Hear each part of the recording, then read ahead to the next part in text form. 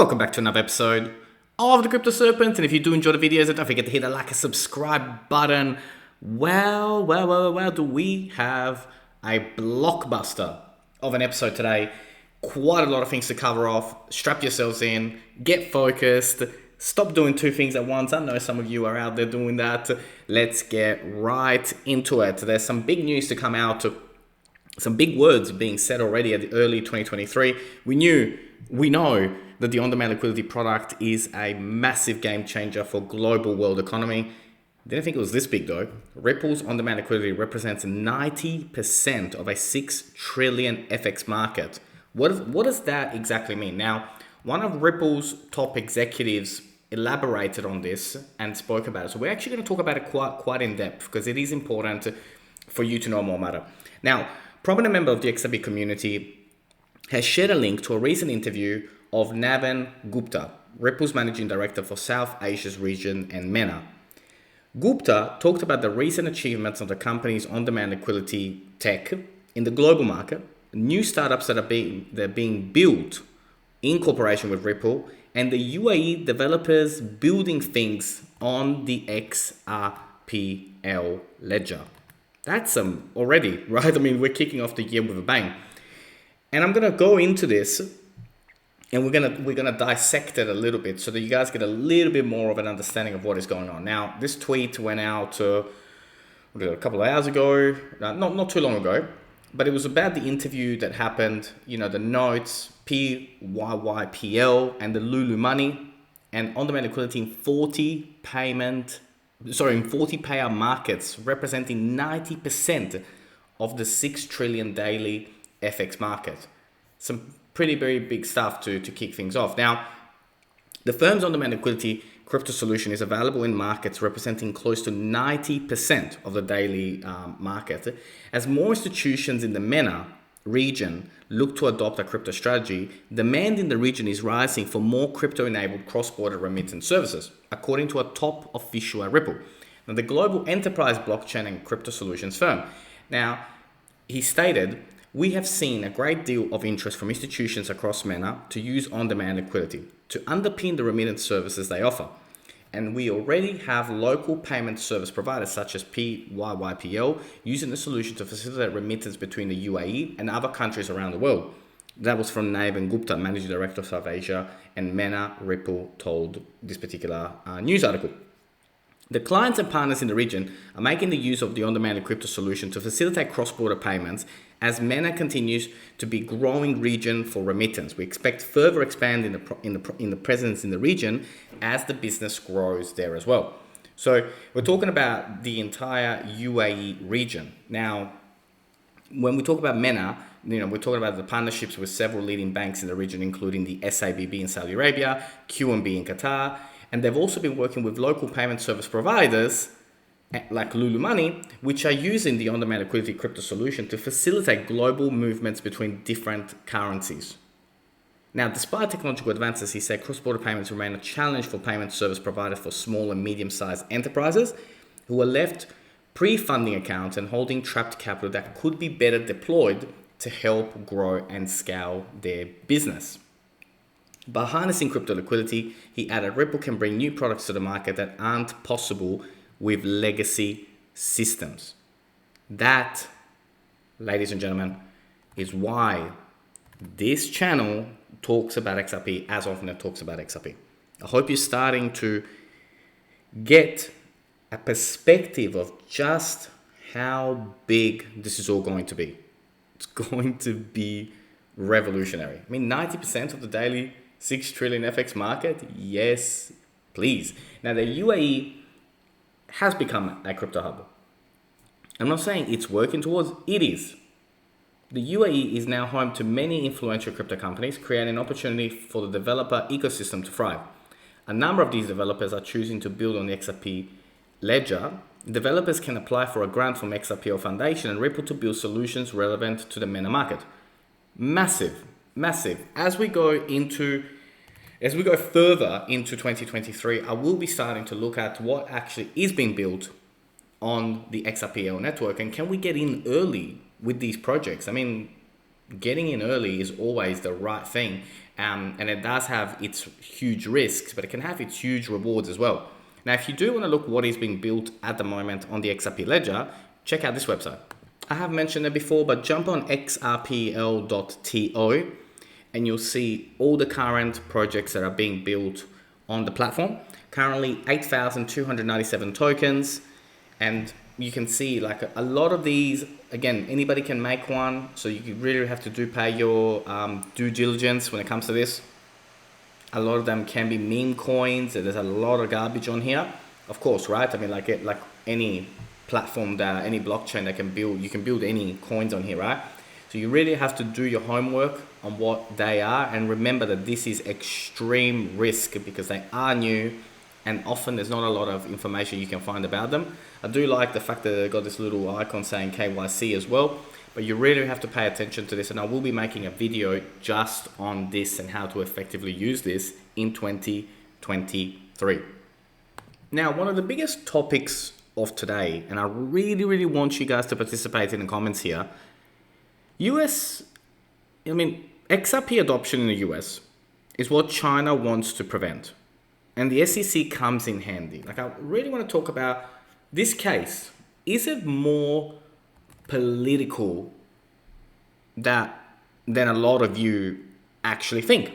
Now, the CEO of Reaper Financial Blockchain Company, Patrick O'Reilly, has shared his take on the role of XRP in the unannounced economic rivalry between China and the US, saying that the current Ripple SEC lawsuit isn't just a court case, it's a war. Now, remember, Patrick O'Reilly was on the show, and if you haven't seen it, go check out that episode where I do talk about this.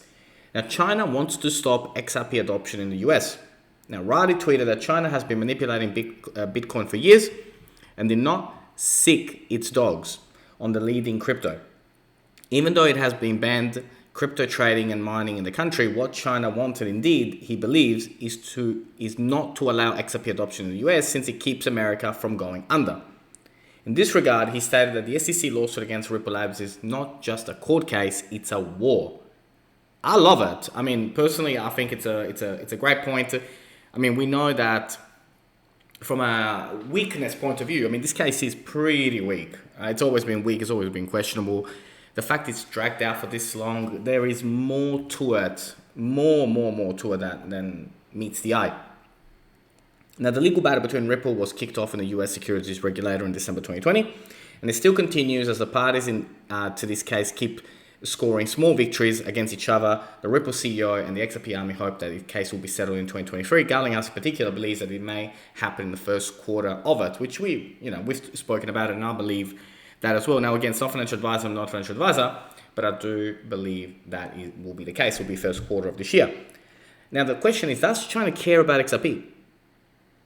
China has been working on its own central bank digital currency, CBDC, the digital one. It has been working on it for several years. We know how influential the partnership between China and Russia is. So I want to know in the comments, what do you guys think? Do you think there's merit to these statements being made? And what are your thoughts in Patrick O'Reilly's tweet in particular when it comes to this? And let me know in the comments. I would love to know your opinion on this. And, in the not too distant future, we will do some YouTube lives as well, where you guys do get to ask these questions in real time as well. But I'm curious. I want to know what you guys think. Now, MoneyGram seeks to seal parts of its filings in the XRP lawsuit between Ripple and SEC. Of course, right? I mean, this case is all about trying to hide, trying to delay, trying to hide, trying to delay. It is absolutely ridiculous what has been going on. Now, forget Bitcoin and Ethereum, this XRP price candlestick is extremely bullish. Now, more news articles are starting to talk about the fact that, large whales are looking at XRP and going, you know what? The risk versus reward ratio right now, it's worth it. That's what a lot of whales are doing at the moment. We'll talk about the price, the resistance levels, and what that can possibly look like. Now, Bitmart, not for its US customers, but for its international customers, put XRP, relisted XRP back on, and within 2 hours, it had over $600,000 of trading volume. Now, Serpents, just think about when this case is over and every single exchange turns XRP on again. Can you imagine? Well, hopefully, you won't have to imagine for too much longer. but the future does look bright and the hype will be so incredible. It's going to be epic. Have a listen to what Brad Garlinghouse had to say here. Very, very valuable 2 minutes. Ultimately, as you know, Ripple is really focused on how do we enable an internet of value? How do we make value move the way information moves today? And that's our big kind of multi-year, 10-year view of how the world will evolve. And it's really how do we dial that back and to make it tactical and real today and tomorrow. And I think if you want to enable an internet of value, you've got to connect the repositories of value. Right. And the repositories of value, as big as the Bitcoin value proposition is today, the banks own trillions and trillions and trillions of dollars of assets. So if we want to enable an internet of value, we've got to connect the banks and payment service providers and MSBs, and we're excited to have made a bunch of progress on that. So I think one of the things that has served Ripple incredibly well is, I think, in contrast to some in the community that are kind of taking a very horizontal view, we're talking about literally over 100 use cases. We've been very specific about one. Payments, particularly cross-border payments, and let's go deep in really understanding that product set, that need, that customer, how you sell into that customer. And so I think, as I look at where we are today relative to a year ago, I think that focus and really understanding that segment and that customer and being able to go deep and really solving that problem has served us incredibly well, and it will remain focused on payments. It's obviously a massive industry. The problems we're solving can be measured in the trillions of dollars. That isn't to say that I don't think there's other great blockchain use cases, and eventually maybe Ripple will address some others. But today, I kind of view it as the earliest days of Amazon, where Amazon said, hey, we're a bookseller. I mean, the first name of Amazon was not Amazon, it was Amazon Books. And they built a platform to serve a need to sell books, and then they did another vertical and another vertical and another vertical, and obviously productized the platform. I think the best way to build platform technologies isn't by trying to be that horizontal, because by the time you build a platform, the needs have changed and evolved. If you build it really successfully for one vertical, in this case a really big one, you can put yourself in a really good position to build it up for others as well. Ooh, that gave me chills. That gave me chills, Serpents. I often have spoken about Ripple being, the Amazon of the crypto world, and you can kind of see, the vision, the mission, and just how focused this particular organization is in first solving the world's biggest problem and then going after the next layers of problems after that. So I'm pumped, Serpents. I am absolutely pumped. Now, the entire crypto community is divided at the moment. Some are saying 20 to 15 cents. Others are saying very low 30s before we jump up. There's a lot of divide at the moment around different opinions. Now, I've mentioned time and time again, 20 to 25 cents is where I see things going. But then you can kind of look at this and be like, an inverted hammer could occur here with a monstrous cup and handle. That could happen. I mean, that is a scenario that we have to consider. We just have to pay very, very close attention to the 30 cents resistance and how much resistance will be at that point. However, if we break below 30, rest assured we're going to 25 to 20 cents.